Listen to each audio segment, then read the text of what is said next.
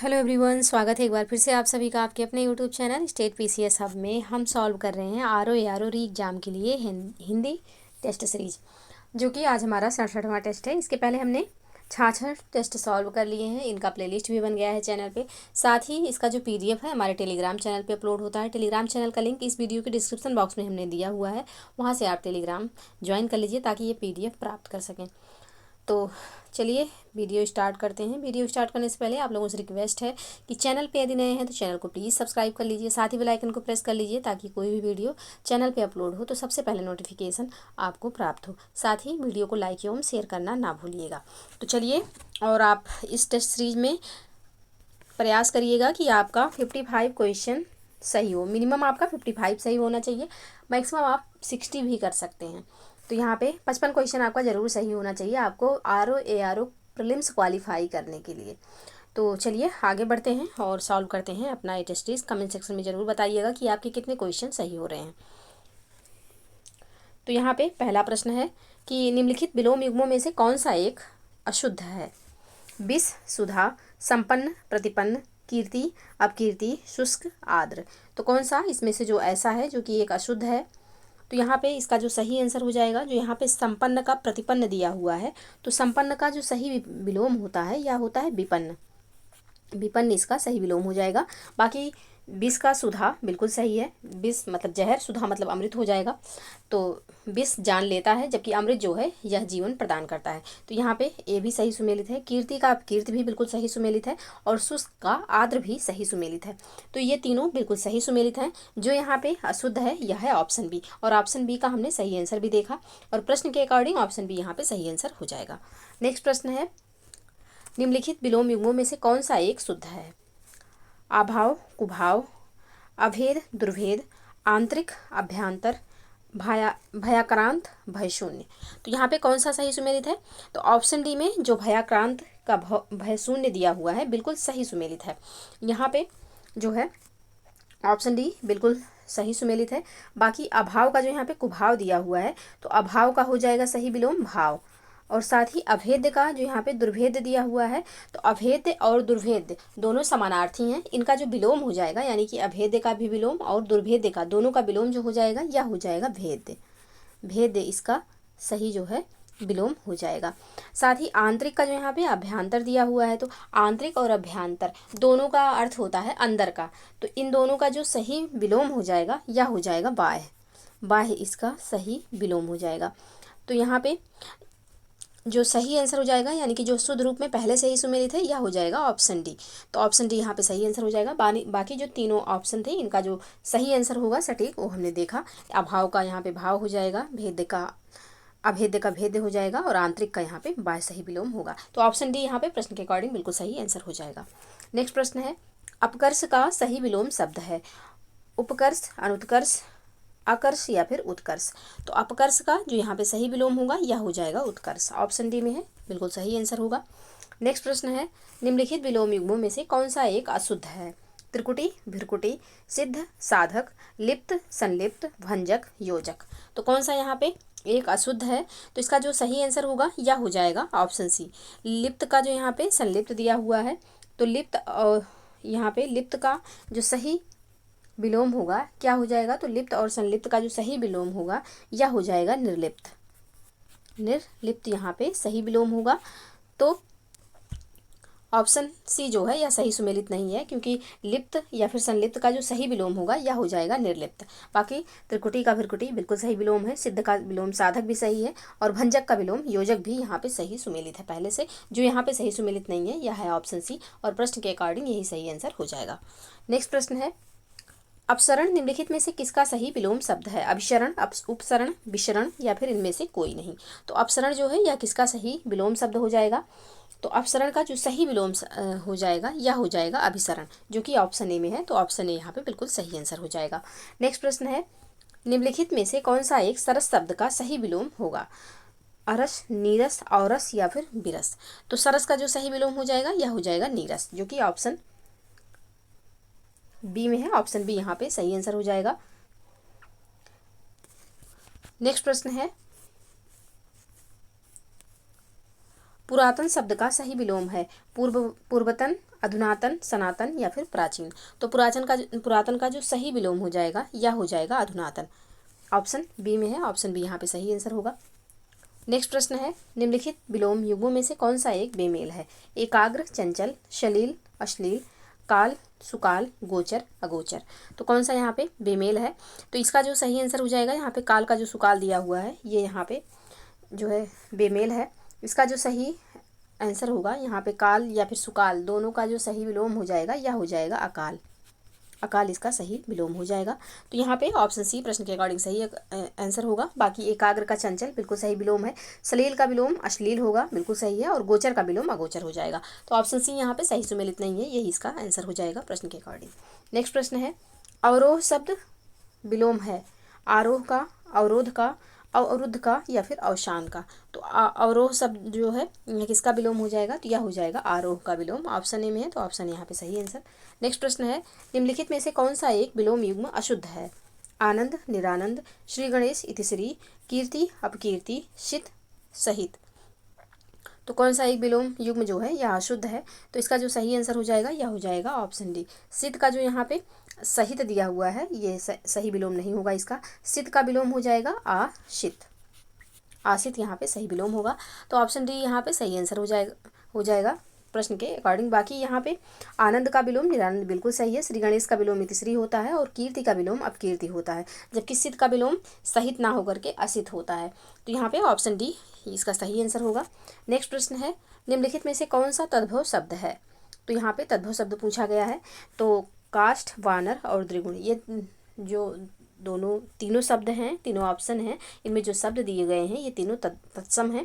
तो यहाँ पे पूछा तद्भव गया है कि कौन सा शब्द यहाँ पे तद्भव है। तो थंब जो है यह यहाँ पे तद्भव है। इसका जो तत्सम हो जाएगा यह क्या होगा? तो स्तंभ हो जाएगा, इसका सही तत्सम स्तंभ हो जाएगा। बाकी काष्ठ जो है यह तत्सम है, इसका जो तद्भव होगा यह हो जाएगा काठ। और साथ ही वानर जो है यह तत्सम है, इसका जो तद्भव होगा यह हो जाएगा बंदर। बंदर हो जाएगा इसका सही तद्भव। द्विगुण जो है यह तत्सम है, इसका जो तद्भव होगा यह हो जाएगा दूना। तो यहाँ पे ऑप्शन डी में जो शब्द है ये तद्भव है, बाकी तीनों शब्द तत्सम है, तो ऑप्शन डी यहाँ पे सही आंसर होगा। नेक्स्ट प्रश्न है, निम्नलिखित शब्दों में से कौन सा एक तत्सम शब्द है? धनिका, निष्ठुर, पिटारा, डंक। तो यहाँ पे कौन सा शब्द ऐसा है जो कि तत्सम शब्द है? तो यहाँ पे ऑप्शन ए में जो धनिका दिया हुआ है ये तत्सम शब्द है, इसका जो तद्भव होगा यह हो जाएगा धनिया। जबकि निठुर जो है यह तद्भव शब्द है, इसका जो तत्सम होगा यह हो जाएगा निष्ठुर। पिटारा जो है यह तद्भव शब्द है, इसका जो तत्सम होगा यह हो जाएगा पिटक। साथ ही डंक जो है यह तद्भव शब्द है, इसका जो तत्सम होगा यह हो जाएगा दंश। तो ऑप्शन ए प्रश्न के अकॉर्डिंग सही आंसर होगा। नेक्स्ट प्रश्न है, तादृश किसका तत्सम रूप है? तीतर का, त्यों का, तैसा का या फिर तरनी का। तो तादृश जो है किसका तत्सम है? तो तादृश जो है यह तैसा का तत्सम हो जाएगा, जो कि ऑप्शन सी में है, तो यहाँ पे ऑप्शन सी सही आंसर होगा। बाकी तीतर जो है यह तद्भव है, इसका जो तत्सम होगा यह हो जाएगा तित्तिर। और त्यों का जो सही तत्सम होगा यह हो जाएगा तदा एवं। और तरनी का जो सही तत्सम होगा यह हो जाएगा तरणी। तो यहाँ पे ऑप्शन सी में जो दिया हुआ है कि तैसा, तो यहाँ पे तादृश्य का जो सही तत्सम रूप होगा यह हो जाएगा तैसा का। तो ऑप्शन सी यहाँ पे सही आंसर हो जाएगा। नेक्स्ट प्रश्न है, निम्नलिखित तद्भव तत्सम युग्मों में से कौन सा एक असंगत है? कांटा, कंटक, खेती, क्षेत्रित, जहाँ, यदा, घरनी, गृहिणी। तो कौन सा यहाँ पे सही सुमेलित नहीं है? तो जहाँ का जो यहाँ पे यदा दिया हुआ है यह सही सुमेलित नहीं है, क्योंकि जहाँ का जो सही तत्सम होगा यह हो जाएगा यत्र। यत्र यहाँ पे इसका सही तत्सम होगा। तो ऑप्शन सी जो है यहाँ सही सुमेलित नहीं है, असंगत है। तो ऑप्शन सी यहाँ पे प्रश्न के अनुसार सही आंसर हो जाएगा। बाकी कांटा का कंटक बिल्कुल सही तत्सम है, खेती का तत्सम क्षेत्रित हो जाएगा, और घरनी का जो तत्सम होगा यह हो जाएगा गृहिणी। तो ऑप्शन सी यहाँ पे सही सुमेलित नहीं है, यही इसका आंसर होगा। नेक्स्ट प्रश्न है, धात्री शब्द निम्नलिखित में से किसका तत्सम है? माँ का, दाई का, जमाई का या फिर दास का। तो धात्री जो है यह दाई का सही तत्सम शब्द हो जाएगा, जो कि ऑप्शन बी में है, तो ऑप्शन बी यहाँ पे सही आंसर होगा। नेक्स्ट प्रश्न है, फड़न का सही तद्भव निम्नलिखित में से क्या होगा? फागुन, फेंकना, फादना या फिर फोड़ना। तो फड़न का जो सही यहाँ पे तद्भव शब्द हो जाएगा क्या हो जाएगा? तो यह हो जाएगा फादना, जो कि ऑप्शन सी में दिया हुआ है, तो ऑप्शन सी यहाँ पे बिल्कुल सही आंसर हो जाएगा। नेक्स्ट प्रश्न है, निम्नलिखित तत्सम तद्भव युग्मों में से कौन सा एक असंगत है? प्रतनु, पतला, रसवती, रसोई, वीणा, बीन, भल्लुक, भुआल। तो यहाँ पे ये तीनों युग्म तो सही सुमेलित हैं, यानी कि ऑप्शन, ये तीनों सही सुमेलित हैं। ऑप्शन डी में यहाँ पे जो भालू का भल्लुक दिया हुआ, भल्लुक का भुआल दिया हुआ है, ये सही सुमेलित नहीं है, क्योंकि भल्लुक जो है यह तत्सम है और इसका जो तद्भव होगा यह हो जाएगा भालू, जो कि इस तरीके से लिखा जाएगा। तो ऑप्शन डी यहाँ पे सही सुमेलित नहीं है, ये इसका आंसर हो जाएगा। बाकी तीनों जो यहाँ पे युग्म दिए हुए हैं ये बिल्कुल सही सुमेलित हैं। तो ऑप्शन डी प्रश्न के अकॉर्डिंग सही आंसर होगा। नेक्स्ट प्रश्न है, निम्नलिखित में से कौन सा एक तत्सम शब्द है? बालू, शीशम, दौहित्र, नेम। तो यहाँ पे तत्सम शब्द पूछा गया है, तो तत्सम यहाँ पे दौहित्र हो जाएगा। ऑप्शन सी यहाँ पे सही आंसर होगा। इसका जो तद्भव होगा यह हो जाएगा दोहता। तो ऑप्शन सी यहाँ पे सही आंसर। नेक्स्ट प्रश्न है, निम्नलिखित में से कौन सा एक तद्भव शब्द है? मार्गण, प्रागूढ़, ज्ञाति, मूर्ध। तद्भव इसमें से कौन सा शब्द है? तो इसका जो सही आंसर होगा यह हो जाएगा ऑप्शन डी मूर्ध। मूर्ध जो है यह तद्भव है, इसका जो तत्सम होता है यह होता है मूर्धन। इस तरीके से लिखा जाएगा, ये इसका तत्सम हो जाएगा, जबकि ये जो है ये तद्भव है और ये इसका तत्सम होगा। बाकी मार्गण का जो तद्भव होगा यह हो जाएगा मागना, प्रागूढ़ का जो तद्भव होगा यह हो जाएगा पाहुना, और ज्ञाति का जो तद्भव होगा यह हो जाएगा नाता। तो यहाँ पे ऑप्शन डी सही आंसर हो जाएगा। नेक्स्ट प्रश्न है, क्षार निम्नलिखित में से किसका तत्सम है? राख का, खार का, रूखा का या फिर राखी का। क्षार जो है किसका तद्भव है? तो क्षार जो है यह खार का यहाँ पे सही तद्भव हो जाएगा। तो ऑप्शन बी इसका सही आंसर होगा। नेक्स्ट प्रश्न है, खनक निम्नलिखित में से किसका पर्यायवाची शब्द है? चोर का, लौकी का, आभूषण का या फिर मित्र का। तो खनक जो है यह चोर का पर्यायवाची शब्द हो जाएगा। ऑप्शन ए यहाँ पे सही आंसर होगा। बाकी चोर का अन्य पर्यायवाची कुंभिल, दस्यु, रजनीचर इत्यादि भी होता है। तो ऑप्शन ए यहाँ पे सही आंसर हो जाएगा। नेक्स्ट प्रश्न है, निम्नलिखित पर्यायवाची युग्मों में से कौन सा एक बेमेल है? राजा, अधीश्वर, शाश्वत, अहर्निश, मोती, सुक्तिज, ब्रह्मा, वाचस्पति। तो कौन सा यहाँ पे सही सुमेलित नहीं है एक? तो इसका जो सही आंसर हो जाएगा, जो यहाँ पे ब्रह्मा का वाचस्पति दिया हुआ है सही सुमेलित नहीं है, क्योंकि वाचस्पति जो है यह बृहस्पति का पर्यायवाची हो जाएगा। ऑप्शन डी यहाँ पे सही आंसर होगा प्रश्न के अनुसार, जबकि ऑप्शन ए, बी और सी बिल्कुल सही सुमेलित है। तो यहाँ पे ऑप्शन डी इसका सही आंसर हो जाएगा। नेक्स्ट प्रश्न है, निम्नलिखित में से कौन सा एक कल्पवृक्ष का पर्यायवाची शब्द नहीं है? हरिचंदन, मंदार, सुरतरु, नौ पल्लव। तो यहाँ पे कौन सा ऐसा है जो कि यहाँ पे कल्पवृक्ष का पर्यायवाची नहीं है? तो हरिचंदन भी है, मंदार भी है, सुरतरु भी है, जो यहाँ पे कल्पवृक्ष का पर्यायवाची नहीं है, यह है नौपल्लव। नौपल्लव किसके लिए प्रयोग होता है? तो जो कोपलें निकलती हैं, नए नए पल्लव जिससे पत्तियां बनती हैं, उस चीज़ को यहाँ पे नौपल्लव कहा जाता है। तो नौपल्लव कल्पवृक्ष का पर्यायवाची नहीं है। तो यहाँ पे ऑप्शन डी इसका सही आंसर हो जाएगा। बाकी हरिचंदन, मंदार, सुरतरु ये तीनों किसके पर्यायवाची? तो कल्पवृक्ष के पर्यायवाची हो जाएंगे। ऑप्शन डी यहाँ पे सही आंसर। नेक्स्ट प्रश्न है, निम्नलिखित में से कौन सा एक मेढक का पर्यायवाची शब्द है? शालूक, बुध, तमचुर या फिर मदन। तो यहाँ पे मेढक का पर्यायवाची कौन हो जाएगा? तो मेढक का पर्यायवाची सालूक हो जाएगा। ऑप्शन ए में है, तो ऑप्शन ए यहाँ पे सही आंसर होगा। मेढक के अन्य पर्यायवाची दादुर, भेक, चातक, मंडूक इत्यादि होते हैं। तो ऑप्शन ए यहाँ पे सही आंसर हो जाएगा। नेक्स्ट प्रश्न है, निम्नलिखित में से कौन सा एक सूर्य का पर्यायवाची शब्द नहीं है? अर्क, मार्तंड, कमल बंधु, नगपति। तो इसमें से कौन सा जो है सूर्य का पर्यायवाची नहीं है? तो अर्क, मार्तंड और कमल बंधु ये तीनों किसके पर्यायवाची हैं? तो ये तीनों जो है पर्यायवाची हो जाएंगे सूर्य के। और यहाँ पे किसके, नगपति जो है या सूर्य का पर्यायवाची ना होके ये हिमालय का पर्यायवाची है। नगपति जो है या हिमालय का पर्यायवाची है। तो यहाँ पे इसका जो सही आंसर हो जाएगा यह हो जाएगा ऑप्शन डी। नेक्स्ट प्रश्न है, निधात्री निम्नलिखित में से किस एक के पर्यायवाची हेतु प्रयुक्त होता है? सरस्वती के, लक्ष्मी के, सोना के या फिर सीता के। तो निधात्री जो है किसका पर्यायवाची होगा? तो निधात्री जो है यह सरस्वती जी का पर्यायवाची है। ऑप्शन ए यहाँ पे सही आंसर हो जाएगा। नेक्स्ट प्रश्न है, लता, मणि, रक्तांग, रक्तमणि इत्यादि पर्यायवाची शब्द है मोती के, मूंगा के, वृक्ष के या फिर अस्थावर के। तो यहाँ पे इसका जो सही आंसर हो जाएगा यह हो जाएगा ऑप्शन बी मूंगा का।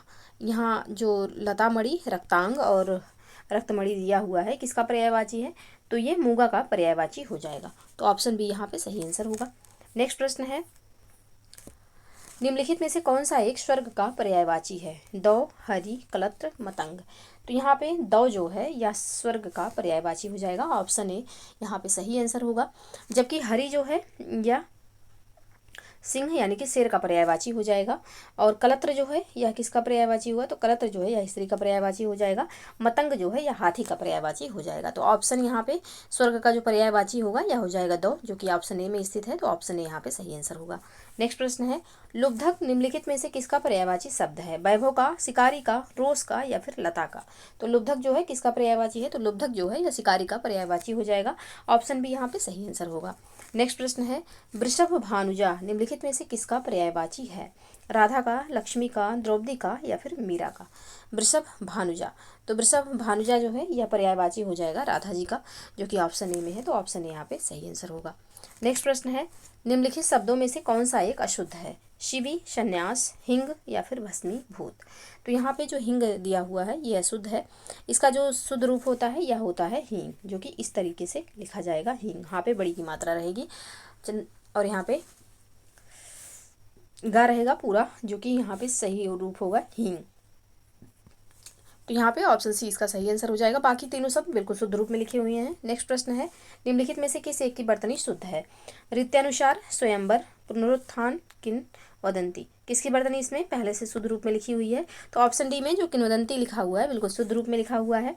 बाकी रीत्यानुसार जो है इसका जो सही होगा शुद्ध रूप होगा यह हो जाएगा रीत्यानुसार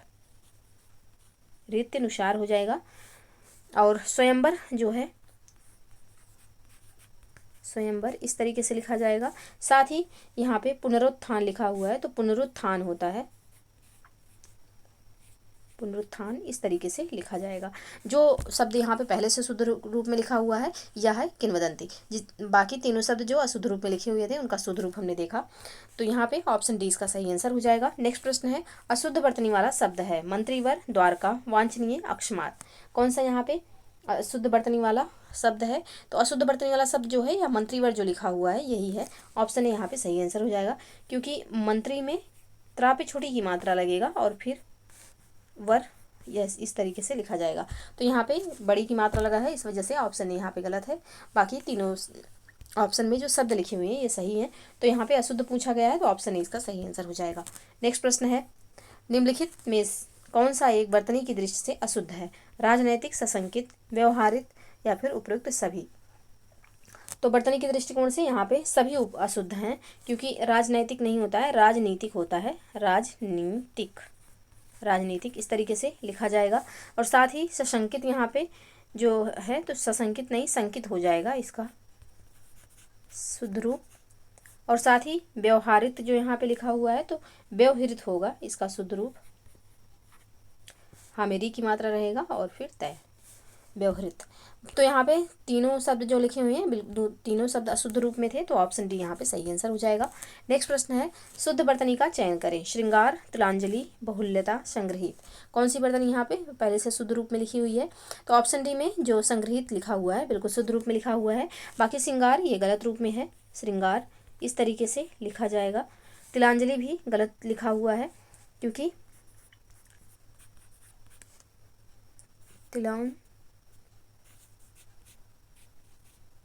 इस तरीके से लिखा जाएगा तिलांजलि।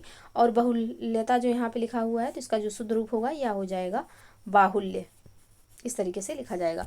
तो ऑप्शन डी यहाँ पे इस प्रश्न का सही आंसर हो जाएगा। नेक्स्ट प्रश्न है, निम्नलिखित वाक्यों में से कौन सा एक अशुद्ध है? ऑप्शन देखते हैं।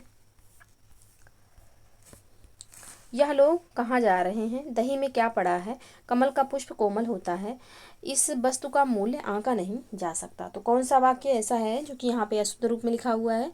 तो ऑप्शन ए में जो लिखा हुआ है कि यह लोग कहाँ जा रहे हैं, यह यहाँ पे अशुद्ध है। इसका जो शुद्ध रूप होगा यह हो जाएगा ए लोग कहाँ जा रहे हैं। ये लोग कहाँ जा रहे हैं ये इसका शुद्ध रूप होगा। तो ऑप्शन ए यहाँ पे सही आंसर हो जाएगा। एक मिनट,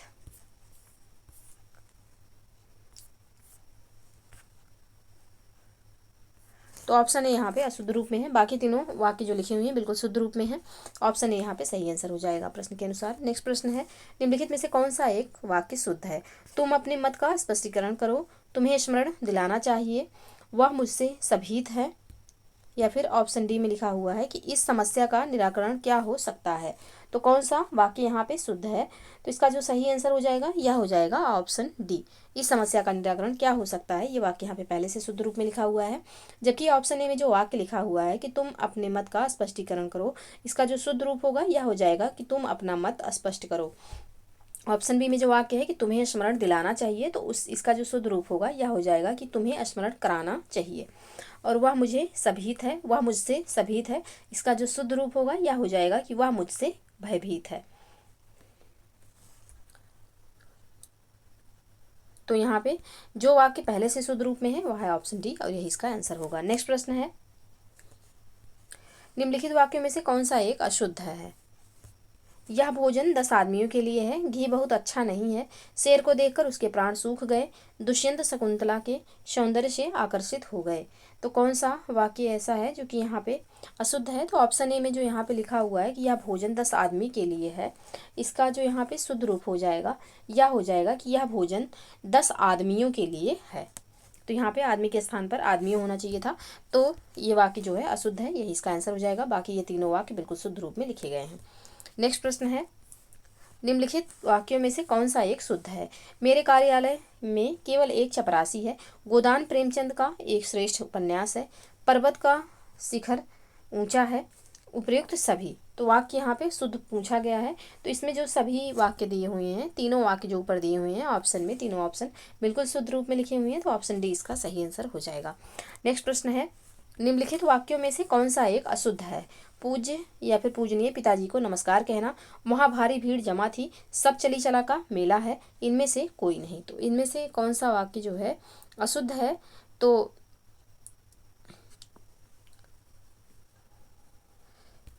यहाँ पे सभी वाक्य जो है ऑप्शन इनमें से कोई नहीं, यानी कि कोई वाक्य यहाँ पे अशुद्ध नहीं है, सभी शुद्ध हैं। ऑप्शन डी यहाँ पे सही आंसर हो जाएगा। यहाँ पे या तो ये मिस प्रिंट हो गया है, क्योंकि सब चली चला का बेला होना चाहिए, मेला नहीं बेला, सभी सब चली चला का बेला है, तो यहाँ पे ये मिस प्रिंट होने की वजह से हो गया है। बाकी ये तीनों वाक्य बिल्कुल शुद्ध रूप में लिखे हुए हैं, तो ऑप्शन डी इसका सही आंसर हो जाएगा, यानी कि कोई भी वाक्य इसमें अशुद्ध नहीं है, तो ऑप्शन डी सही आंसर होगा।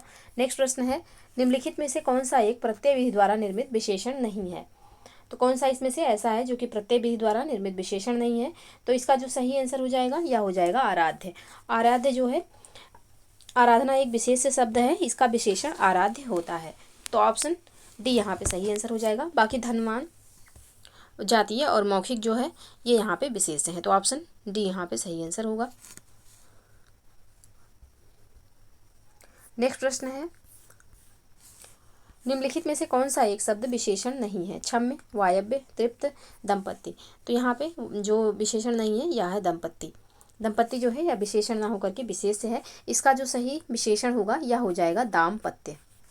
दाम्पत्य इस तरीके से लिखा जाएगा, तो ऑप्शन डी यहाँ पे सही आंसर होगा। नेक्स्ट प्रश्न है, फल का सही विशेषण शब्द होगा? फलद, फलप्रद, ए और बी दोनों, इनमें से कोई नहीं। तो इसका जो सही आंसर हो जाएगा यह हो जाएगा ऑप्शन सी, ए और बी दोनों। नेक्स्ट प्रश्न है, निम्नलिखित विकल्पों में से किसमें प्रविशेषण का प्रयोग हुआ है? प्रविशेषण यानी कि जो विशेषण की भी विशेषता बताए उसे प्रविशेषण कहते हैं। तो राधा अति सुंदर लड़की है, मुकेश अत्यधिक तेज छात्र है, क्षत्रिय बड़े साहसी होते हैं, उपयुक्त सभी में। तो यहाँ पे प्रविशेषण का जो प्रयोग हुआ है तीनों वाक्यों में हुआ है, ऑप्शन डी यहाँ पे सही आंसर हो जाएगा। तो यहाँ पे अति और यहाँ पे अत्यधिक और यहाँ पे बड़े। अब देखिए, सुंदर जो है विशेषण है, तेज भी विशेषण है और साहसी भी विशेषण है। अब इसके पहले सुंदर है, सुंदर अपने आप में एक विशेषण है, अति भी विशेषण है। अति जो है यह सुंदर की विशेषता को और बढ़ा दे रहा है, इसलिए यहाँ पे ये हो जाएगा प्रविशेषण। अति जो हो जाएगा प्रविशेषण हो जाएगा। ऐसे ही तेज जो है यह विशेषण है, अब इसके सामने अत्यधिक तेज लग गया, तो ये जो है तेज की भी विशेषता बता रहा है कि और भी ज़्यादा तेज है, अत्यधिक तेज है, तो यहाँ पे अत्यधिक जो है प्रविशेषण हो जाएगा। ठीक ऐसे ही साहसी जो है विशेषण है, इसके पहले बड़े लगेगा, तो बड़ा जो है यह और ज़्यादा साहसी होने का प्रतीक है, तो ये यहाँ पे प्रविशेषण हो जाएगा, जो कि विशेषण साहसी की विशेषता बता रहा है। तो ऑप्शन डी यहाँ पे बिल्कुल सही आंसर हो जाएगा कि उपयुक्त सभी वाक्यों में प्रविशेषण का प्रयोग हुआ है। नेक्स्ट प्रश्न है, उल्लू के समान वाक्यांश है तो उचित विशेषण है दूरदर्शी, मूर्ख, अंधा या फिर भूरा। तो उल्लू के समान क्या होगा, तो उल्लू के समान यहाँ पे जो इसका सही आंसर हो जाएगा या हो जाएगा उल्लू के समान मूर्ख। ऑप्शन बी यहाँ पे सही आंसर होगा। नेक्स्ट प्रश्न है, निम्नलिखित विशेषण विशेष युग्मों में से कौन सा एक बेमेल है। दर्पित, दर्प, नैतिक, नीति, सुनहला, सोना, मृदु, मूर्ति। तो यहाँ पे जो वाक्य है मृदु एवं मूर्ति दोनों शब्द यहाँ पे विशेष से हैं। इनका जो विशेषण होगा मृदु का विशेषण जो होगा या मृदुल हो जाएगा मृदुल, और मूर्ति का विशेषण हो जाएगा मूर्त। मूर्त इसका सही विशेषण हो जाएगा। तो यहाँ पे दोनों शब्द जो विशेष से दिए हुए हैं खाली, तो ऑप्शन डी इसका सही आंसर हो जाएगा। बाकी दर्पित जो है या विशेषण है, इसका विशेष से दर्प होगा। नैतिक भी विशेषण है, इसका विशेष से नीति होगा। और सुनहरा भी विशेषण है, इसका विशेष से सोना होगा। तो यहाँ पे जो शब्द जो है बेमेल है वह हो जाएगा ऑप्शन डी, क्योंकि मृदु का सही विशेषण मृदुल होगा और मूर्ति का सही विशेषण मूर्त होगा। तो ऑप्शन डी यहाँ पे सही आंसर हो जाएगा। नेक्स्ट प्रश्न है, निम्नलिखित विशेष से विशेषण युग्मों में से कौन सा एक बेमेल है। मामा, ममेरा, पहुनाई, पाहुन, तरुणाई, तरुण, दुर्गति, दूषित। तो कौन सा यहाँ पे विशेष से विशेषण युग्म जो है बेमेल है, तो इसका जो सही आंसर हो जाएगा यह हो जाएगा ऑप्शन डी। दुर्गति का जो यहाँ पे दूषित दिया हुआ है यह सही नहीं है। दुर्गति का जो यहाँ पे सही विशेषण हो जाएगा यह हो जाएगा दुर्गत, दुर्गत। और दूषित का जो सही यहाँ पे दूषित जो है या विशेषण है, इसका जो विशेष से होगा यह हो जाएगा दूषण, दूषण। तो यहाँ पे ऑप्शन डी जो है या बेमेल है, यही इसका आंसर होगा। बाकी तीनों वाक्य जो हैं ये तीनों सब जो हैं बिल्कुल सही सुमेलित हैं। नेक्स्ट प्रश्न है, निम्नलिखित विकल्पों में से कौन सा एक विधेय विशेषण को परिभाषित करता है। तो यहाँ पे विधेय विशेषण को कौन परिभाषित करता है, तो यहाँ पे जो है कि विशेष के बाद एवं क्रिया के पहले आने वाले विशेषण को क्या कहते हैं, तो विधेय विशेषण कहते हैं। तो ऑप्शन ए यहाँ पे सही आंसर हो जाएगा। विशेष के बाद एवं क्रिया के पहले आने वाले विशेषण को क्या कहेंगे, तो विधेय विशेषण कहेंगे। ऑप्शन ए सही आंसर होगा। नेक्स्ट प्रश्न है, निम्नलिखित शब्दों में से कौन सा एक विशेषण नहीं है। पंगुता, डब्बू, शहीद, यात्री। तो इसमें से कौन सा एक विशेषण नहीं है, तो इसमें जो विशेषण नहीं है वह हो जाएगा ऑप्शन ए पंगुता। पंगुता का जो सही यहाँ पे विशेषण होगा यह हो जाएगा पंगु। डब्बू जो है या विशेषण है, इसका जो विशेष होगा यह हो जाएगा दबना। यात्री जो है यह विशेषण है, इसका जो विशेष होगा यह हो जाएगा यात्रा। और शहीद जो है यह भी विशेषण है, इसका जो विशेष से होगा यह हो जाएगा शहादत। तो ऑप्शन यहाँ पे सही आंसर होगा। नेक्स्ट प्रश्न है, सभा शब्द का सही विशेषण होगा सभ्य, विदग्ध, समा या फिर सामरिक। तो सभा शब्द का जो सही विशेषण होगा यह हो जाएगा ऑप्शन ए सभ्य। ऑप्शन ए यहाँ पे सही आंसर हो जाएगा। नेक्स्ट प्रश्न है, जो शुद्ध किया जा चुका हो वाक्यांश हेतु उचित शब्द है। अशुद्ध, परिष्कृत, परिमार्जित या फिर प्रतिभू। तो जो शुद्ध किया जा चुका हो उसके लिए जो एक सही शब्द होगा यह हो जाएगा परिमार्जित। ऑप्शन सी में है, तो ऑप्शन सी यहाँ पे सही आंसर होगा। नेक्स्ट प्रश्न है, निम्नलिखित विकल्पों में से कौन सा एक शुद्ध है। वाक्यांश और उचित शब्द है। धन देने वाली, धंधा। ऐसा बोझ जिसे ढोना कठिन हो, दुर्वाह। जहाँ किसी बात का डर ना हो, निरापद। तो यहाँ पे कौन सा ऐसा है जो कि यहाँ पे शुद्ध है, तो इसका जो सही आंसर हो जाएगा यह हो जाएगा ऑप्शन डी। सभी युग्म यहाँ पे सही सुमेलित हैं, तो ऑप्शन डी यहाँ पे सही आंसर होगा। नेक्स्ट प्रश्न है, नीले रंग का कमल हेतु उचित शब्द है। इंद्रिवर, नीला, पुंडरीक, मुकुल। तो इसके लिए जो सही एक शब्द हो जाएगा यह हो जाएगा इंद्रिवर। जबकि पुंडरीक जो होता है ये किस कमल को कहते हैं, तो सफ़ेद कमल को पुंडरीक कहा जाता है। तो ऑप्शन ए यहाँ पे सही आंसर हो जाएगा। नेक्स्ट प्रश्न है, आश्रव शब्द हेतु उचित वाक्यांश होगा। तो आश्रव शब्द हेतु उचित वाक्यांश होगा वह जो किसी के बंधन का कारण हो, उसे क्या कहेंगे, तो आश्रव कहेंगे। ऑप्शन ए यहाँ पे सही आंसर हो जाएगा। प्रश्न संख्या 54। नेक्स्ट प्रश्न है, चिक्रीषा शब्द हेतु उपयुक्त वाक्यांश है। तो चिक्रीषा शब्द हेतु यहाँ पे जो सही वाक्यांश हो जाएगा यह हो जाएगा करने की इच्छा। ऑप्शन ए में है, तो ऑप्शन यहाँ पे सही आंसर होगा। नेक्स्ट प्रश्न है, बहुत दिन पहले ब्याही स्त्री हेतु उपयुक्त शब्द है। नवोढ़ा, प्रौढ़ा, प्रसूता या फिर वैवाहिकी। तो बहुत दिन पहले ब्याही स्त्री को क्या कहेंगे, या कहेंगे प्रौढ़ा। ऑप्शन बी यहाँ पे सही आंसर हो जाएगा।